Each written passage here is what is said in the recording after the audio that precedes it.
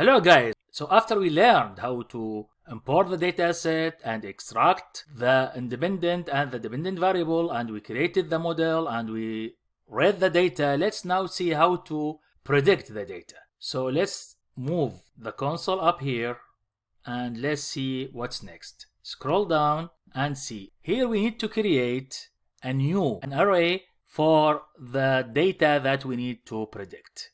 And we are going to use the same data that we used from experience. This time we are going to use experience data, but we are going to give it a different name, which is new. So new, this is a variable in R, equal data.frame between parentheses experience equal dataset experience in years. We are extracting the data from experience here, and we are saving it in a new variable here. We call it a new. Select this line, Control Enter. And by the way, I forgot to tell you something important. When you put this hash in front of any code in R, this code will be converted to be a comment. So if you want to convert a code to comment, you simply need to type hash. And if you remove the hash, it will be a code.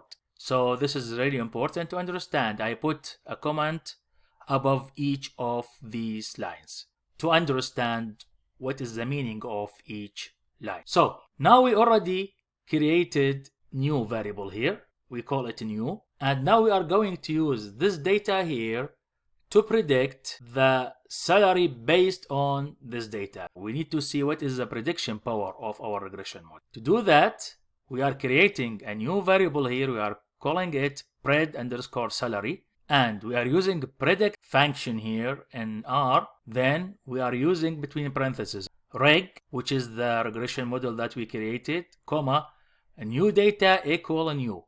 So select this line, Control Enter, and here we go. We got that a new variable created. So select this variable, Control Enter, and you will get the results down here. Let's open the data set. Let's compare the data here in the monthly salary, which is the actual data, with the predicted data by our model. The first one here is 3,000, and our model predicted this salary to be 3,380, which is not very accurate, but it's not far away from our data. The same thing for the second one. Second one is closer because it's 3,200 and this is 3,380. And third one is 4,000 and is predicted 3,782. The fourth one is 4,000 and is predicted 4,185, which is very close to the actual value, and so on. And these are really good prediction because adjusted R-square is almost 95%.